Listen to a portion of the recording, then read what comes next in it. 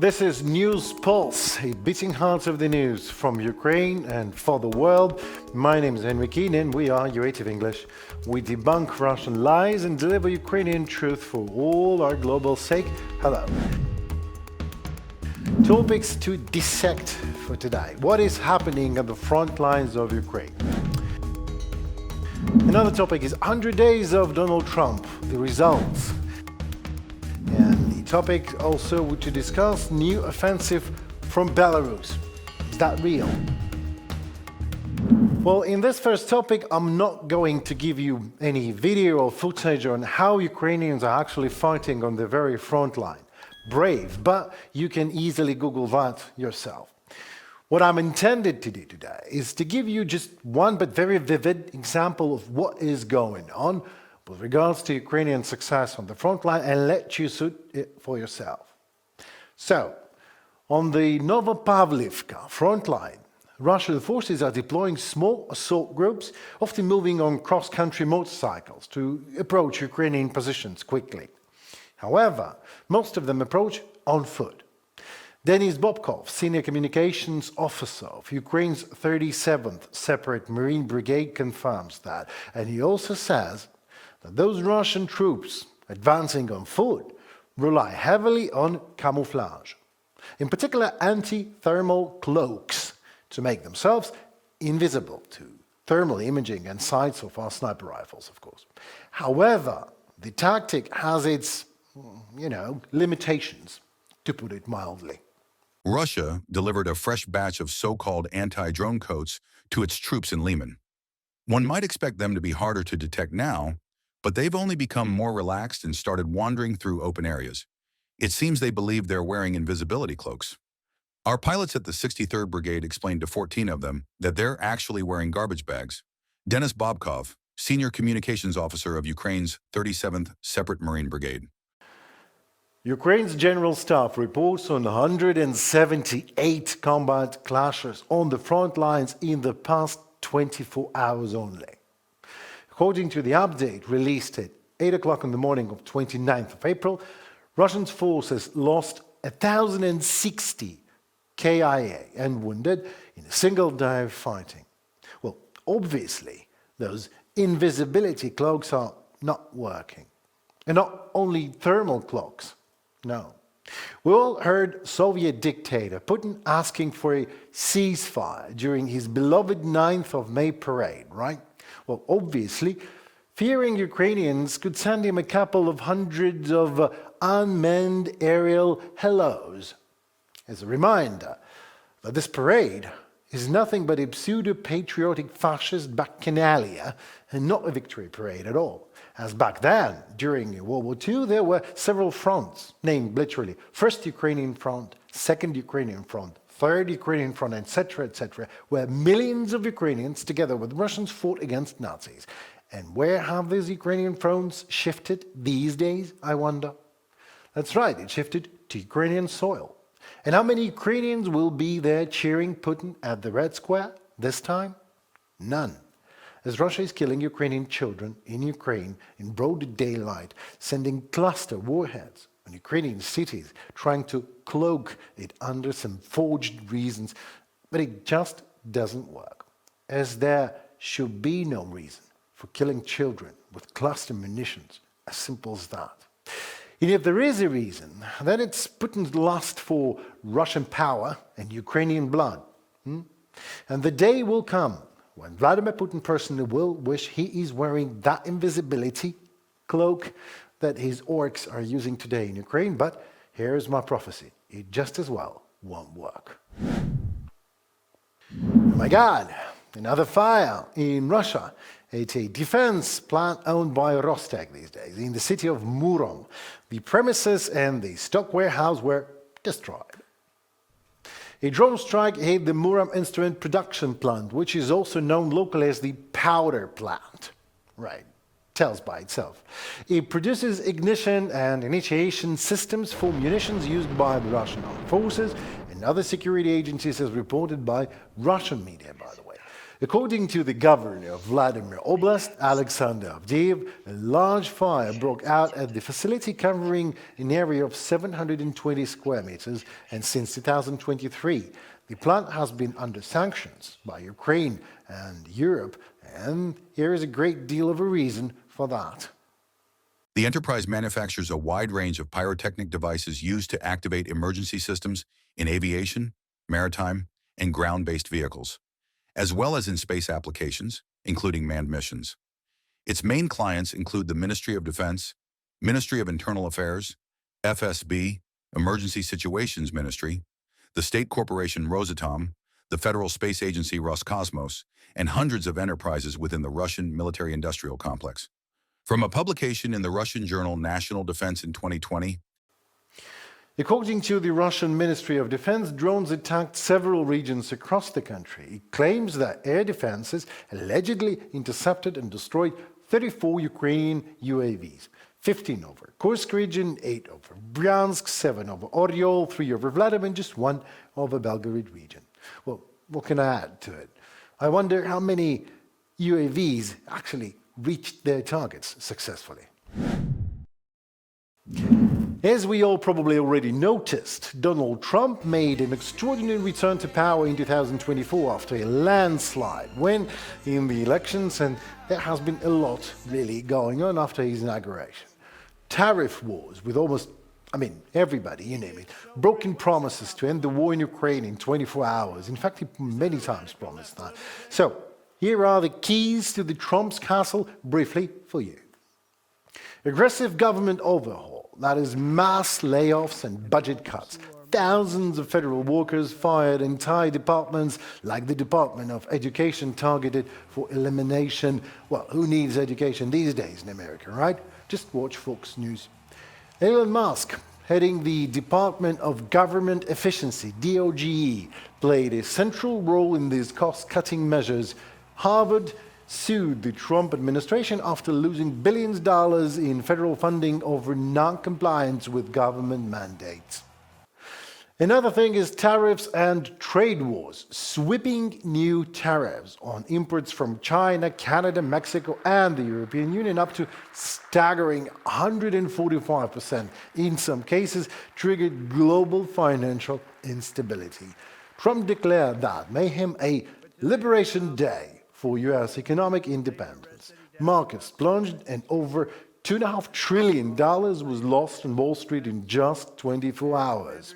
Well, if the whole point was to liberate markets from stability and money, then liberation it is. Ukraine-Russia war and foreign policy chaos. Another achievement, Trump's administration paused military aid and intelligence sharing with Ukraine for some weeks, until Ukraine for the first time agreed to a non-conditional ceasefire. And as that was not enough, a scandalous Oval Office meeting with Zelensky on February 28th followed and ended in public fallout and months of political turmoil and uncertainty. In the end, backfiring at the United States, devastating its reputation as a reliable partner. Trump pushed for a minerals deal. Next thing, with Ukraine, seen as precondition for U.S. security guarantees, securing United States control over most of vital Ukrainian resources, including on the occupied territories, just by the way. Negotiations are still ongoing, but again, whatever it is, the world largely sees that as an act of extortion. And now, my favorite duck-up. U.S. officials, led by Pentagon Chief Pete Hegseth, accidentally leaked Yemen war plans on Signal Messenger. Way to go. Sparking a security scandal, obviously, and lowering the trust level to the new administration significantly. Well, significantly may not be the right term. Below zero, I would say. New low, indeed. Already 4 meetings were held between Trump's envoy, Witkoff, and Putin. Another thing. The stance on Russia-Ukraine war is still ambiguous and is getting more ambiguous with every meet. He is increasingly frustrated with leaders of both countries. He wants to see a permanent ceasefire. I understand Vladimir Putin this morning offered a temporary ceasefire. The president has made it clear he wants to see a permanent ceasefire first to stop the killing, stop the bloodshed. And while he remains optimistic he can strike a deal, he's also being realistic as well. Elon Musk. Elon Musk's influence. Musk has oversaw mass firings and budget cuts across the whole American government. For the first time in the history of America, a businessman was granted such a discrete right to affect government spending and resources. He was central to DOG's actions and appeared in cabinet meetings, despite having actually no formal role whatsoever. Conflict of interest raised concerns due to his ties to China and government contracts with Musk companies. Ever thought of a person who actually had enough money and influence to send humanity to space, literally, but has chosen more money and more power? Think of Elon Musk. Also, Trump's isolationist diplomacy upset NATO and EU allies. His decisions and actions are pure impulse, to me at least. J.D. Vance's remarks about annexing Greenland, strained relations with Denmark and the EU, key partners and allies of America for decades. Trump repeatedly wavered on sanctions and diplomacy with Russia and China, and apparently has some ambition to become the new Pope. As Pope? I'd like to be Pope. That would be my number one choice. No, I don't know. I have no preference. I must say we have a cardinal that happens to be out of a place called New York who's very good. So we'll see what happens. I'm sorry, I can clearly see the picture. Like Donald Trump is standing near Jesus Christ, who's nailed to the cross, and then Donald Trump says, "That would never have happened if I was president." Well, those were the first 100 days of Donald Trump as the President of the United States of America in his second coming. We still have talks and negotiations daily and promises to end the bloodshed in Ukraine, but we also hear threats to leave the negotiation process for good if no visible progress happens, whatever the term progress means there. I wonder if a new Russian strike force gathering in Belarus could be the one, according to the President of Ukraine. What about that, Mr. Trump? Every voice matters. Join our community, support independent journalism and help us bring you the truth from Ukraine. Become a member of Ukraine today. Join us now. The UN said that they have noticed that shelling of Ukraine by Russia has increased, despite talk of peace from the Kremlin. Wow, what a quick eye from UN. This was reported at a meeting of the Security Council by the UN Under-Secretary General for Political Affairs Rosemarie DiCarlo. Despite Putin's statements, the number of civilian deaths is only growing due to indiscriminate strikes by Russian missiles and drones on residential buildings and areas. According to the UN, and anyone who has eyes, these days the number of civilians killed and wounded in Ukraine has increased and is increasing every month compared to the previous. We condemn all attacks against civilians and civilian infrastructure, wherever they occur. Directing attacks against civilians and civilian infrastructure is prohibited under international humanitarian law and must cease immediately. The Russian Federation's full-scale invasion of Ukraine stands as an egregious challenge to these fundamental principles, jeopardizing stability in Europe and threatening the broader international order. And on top of that, a threat from Belarus is possible, very possible again this year.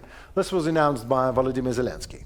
However, it is not known against whom it will be actually directed, possibly against one of the NATO countries. All this will be prepared under the guise of joint Russian-Belarusian military exercises, as Russia often does. And look at Belarus. Russia is preparing something there this summer, using military drills as cover. And that's usually how they start a new attack. But where will it go? I don't know. Ukraine, Lithuania, Poland, God bless, no. But we all need to be ready.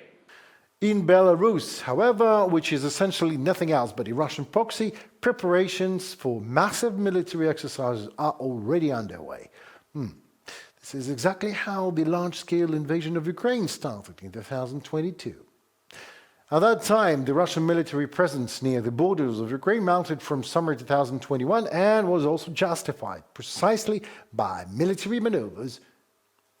So maybe the UN should turn their quick eye to that. Russia is threatening Europe right now while you are watching this very episode. Stay tuned to see what exactly is happening. Russia intensifies hybrid warfare against NATO members. The Netherlands has uncovered a cyber attack by Russian hackers targeting the infrastructure of a government agency. In addition, a critical infrastructure facility also came under attack, an incident The Hague believes could be part of preparations for potential sabotage. According to the Ministry of the Interior, Russia's cyber aggression is aimed at destabilizing society. The fact that they are willing to sabotage a public service in the Netherlands is, by itself, is sort of example that they are increasing their risks. You look at the speed of which Russia is increasing its military complex, its equipment, its artillery. It's by far much faster than we do in Europe, even in the US. That creates what I would mention as a sort of window of vulnerability for us. Russia is indeed rapidly scaling up its military-industrial capabilities. The aggressor state reportedly produces around 300 T-90M Prorov tanks annually. Yet these tanks are not primarily used in the ongoing full-scale war against Ukraine. They largely remain within Russia's territory, the Wall Street Journal reports. Of concern as well is the Kremlin's intensified military recruitment campaign and its expansion of military logistics, especially along its northern borders. While President Trump and many other world leaders are preoccupied with the war in Ukraine, some Europeans are increasingly concerned about what the Russian army is doing much more quietly along other parts of its border with Europe. About 100 miles east of the Finnish border, in the Russian city of Petrozavodsk, military engineers are expanding army bases. The Kremlin plans to create a new army headquarters that will oversee tens of thousands of troops over the next few years. From the Wall Street Journal. We all agree in NATO that Russia is the long-term threat to NATO territory, to the whole of the Euro-Atlantic territory. According to a report from Denmark's military intelligence service, there is a high risk of a large-scale war in Europe within the next 5 years if Russia perceives NATO as weak. Similar conclusions have been drawn by Germany's Federal Intelligence Service, which believes that a direct military conflict is likely to break out before the end of this decade. We will continue to strengthen our armed forces, the Bundeswehr, and we will step up investments in our defense industry. We will work hard to meet our commitments to NATO's regional plans. We will continue to be Ukraine's strongest supporter in Europe to uphold its freedom and its sovereignty and its European future. And we will strive to make Germany, both its military and its infrastructure, the backbone of conventional defense in Europe. According to Vadim Skibitsky, deputy chief of the Defense Intelligence of Ukraine, Russia has outlined 15 potential military conflict scenarios through 2045, 6 of which involve Northern Europe. He states that Moscow aims to complete the active phase of its war against Ukraine by 2026 and then redirect its main military forces toward aggression against European countries. Poland, he warns, could be the first target. I can assure you his ambitions will grow. If Ukraine will not withstand, then he will go on and surely already has the textbooks of history, which tells who is the real owner of the territory of Poland, Hungary, and so on. So he will move on. That's why I told you to be pragmatic. We need to stop Putin in order not to take any risk, I mean for the world. In response, the Kremlin has accused NATO of aggressive actions toward Russia. Putin's aide, Nikolai Patrushev, recently claimed that for a second year in a row, NATO exercises near Russia's borders are allegedly simulating scenarios for seizing the Kaliningrad region and launching preemptive strikes on Russia's nuclear forces. Patrushev also named several European political figures as posing a direct threat to Russia, including the UK Prime Minister Keir Starmer, President of the European Commission Ursula von der Leyen, and Secretary General of NATO Mark Rutte. Reported by Larissa Petruk, UATV News. Well, that seems to be it for tonight. My name is Henry Keane, and we are News Pulse by UATV English, beating hearts of the news from Ukraine and for the world. We're doing our best to debunk Russian lies and deliver Ukrainian perspective for all of our global stake. So stay safe and tune for more already tomorrow. Goodbye.